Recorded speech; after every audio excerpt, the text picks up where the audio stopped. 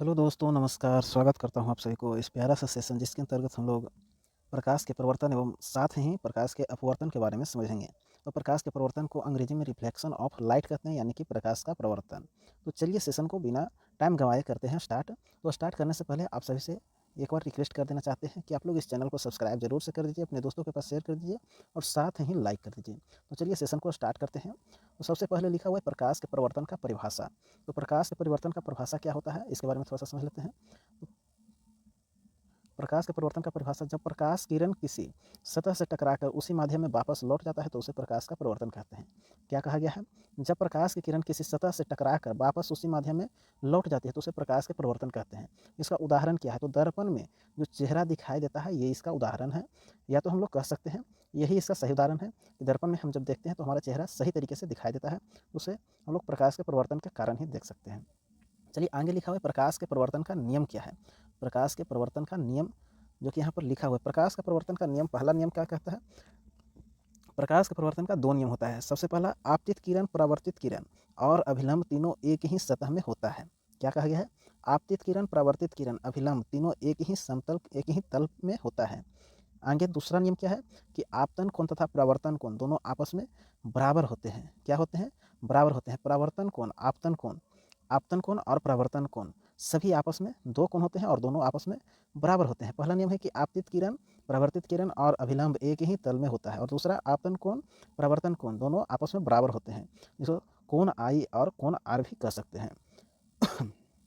आगे प्रवर्तन के नियम बताया गया है। प्रवर्तन के नियम कितने होते हैं? तो नियम दो होते हैं, एक नियमित प्रवर्तन और एक अनियमित प्रवर्तन। तो नियमित प्रवर्तन क्या है? तो चिकनी सतह पर होने वाले प्रवर्तन को नियमित प्रवर्तन कहते हैं। अस्पष्ट परिवर्तन बनता है, यानी कि यहाँ पर अस्पष्ट प्रतिबिंब बनता है। उदाहरण के लिए क्या? तो दर्पण, दर्पण में नियमित प्रतिबिंब होता है जो चिकना होता है, और इसमें हम लोग दर्पण में प्रतिबिंब भी अपना सही तरीके से देख पाते हैं। आगे अनियमित प्रवर्तन लिखा हुआ है। अनियमित प्रवर्तन क्या है? तो यह खुरदरी सतह पर बनता है, स्पष्ट प्रतिबिंब नहीं बनता है। जैसे कि दीवार, यानी कि इसका उदाहरण क्या आ सकता है? दीवार आ सकता है, जहाँ पर हम लोग खुरदरा यानी कि दीवार हो सकता है, और बहुत सारे चीज़ हो सकते हैं। रोड, ऐसे रोड इसम भी हो सकता है। बहुत ही ज़बरदस्त उदाहरण है। आगे दर्पण में प्रतिबिंब का निर्माण, यहाँ पर दर्पण में प्रतिबिंब का निर्माण कैसे होता है? तो समतल दर्पण में प्रतिबिंब का निर्माण सीधा समान आकार का होता है। आभासी प्रतिबिंब होता है। समान आकार का मतलब जितना लंबा यहाँ पर प्रतिबिंब का वस्तु होगा उतना ही उसका प्रतिबिंब लंबा होगा। यहाँ पर ये कहने का मतलब है, यानी कि समान आकार का होगा, आकार दोनों का बराबर होगा। आगे अवतल दर्पण बताया गया है। तो वास्तविक आभासी दोनों बना सकता है, ये अवतल दर्पण है। उत्तल दर्पण हमेशा छोटा और आभासी दर्पण यहाँ पर प्रतिबिंब बनाता है। तो फिर से एक बार समझ लेते हैं। यहाँ पर बताया गया है कि दर्पण में जो प्रतिबिंब निर्माण होता है वह समतल दर्पण में कैसा बनता है? तो सीधा समान आकार का और आभासी प्रतिबिंब बनाता है। अवतल दर्पण में वास्तविक आभासी दोनों बना सकता है, इसका ये कहने का मतलब है। और उत्तल दर्पण में हमेशा छोटा आभासी बनाता है।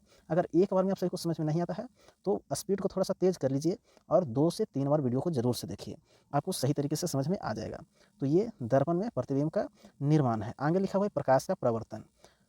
प्रकाश का परिवर्तन क्या है? इसका परिभाषा है कि जब प्रकाश किरण एक माध्यम से दूसरे माध्यम में प्रवेश करती है और उसकी दिशा बदल देती है। यहाँ पर जब प्रकाश की किरण एक माध्यम से दूसरे माध्यम में प्रवेश करती है और अपनी दिशा बदल लेती है तो इसे अपवर्तन कहते हैं। ये प्रकाश का अपवर्तन है। उदाहरण के लिए क्या है? तो पानी में डाली हुई पेंसिल टेढ़ी दिखाई देती है, ये प्रकाश की अपवर्तन के कारण दिखाई पड़ता है। ऐसे भी आप सभी को कभी फील हुआ होगा कि जब कोई भी दुकान में जाते हैं, जिसको हम लोग कहते हैं क्या? होटल। तो होटल में जाते हैं तो स्पंज को देखते हैं कि रस में रहता है तो थोड़ा बड़ा दिखाई देता है, और जब उसी को बाहर निकालते हैं तो छोटा दिखाई देता है। तो ये प्रकाश के अपवर्तन के कारण ऐसा होता है, और वहाँ पर छोटा दिखाई पड़ता है। जब प्रकाश की किरण एक माध्यम से दूसरे माध्यम में प्रवेश करती है और अपनी दिशा बदल लेती है तो इसे अपवर्तन कहते हैं। उदाहरण में पानी में डाली हुई पेंसिल टेढ़ी दिखाई पड़ती है, और एक रस में डाला हुआ रसगुल्ला बड़ा दिखाई देता है अपने आकार के तुलना में। आगे यहाँ पर अपवर्तन अपवर्तन क्यों होता है ये लिखा हुआ है। तो अपवर्तन क्यों होता है, कैसे होता है, इसके बारे में समझ लेते हैं। माध्यम बदलने पर प्रकाश की चाल बदल जाती है जिससे दिशा बदल जाता है और अपवर्तन हो जाता है।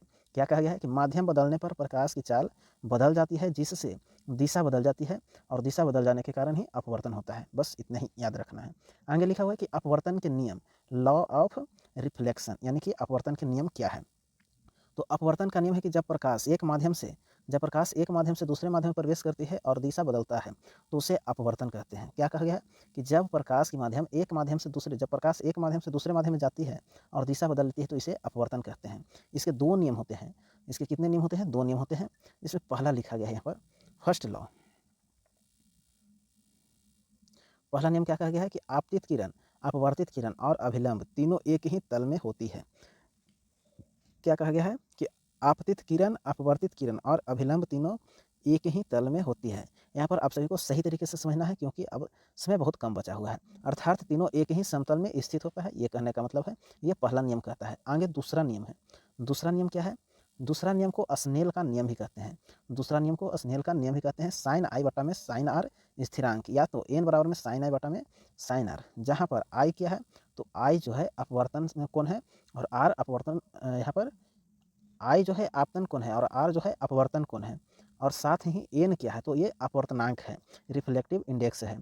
इस नियम को किसने दिया था? तो विलेवर्ड ने, स्नेल्स ने दिया था, इसलिए इसे स्नेल का नियम भी कहते हैं। तो पूछा जाएगा कि स्नेल का नियम प्रकाश के किस अपवर्तन के नियम को कहते हैं?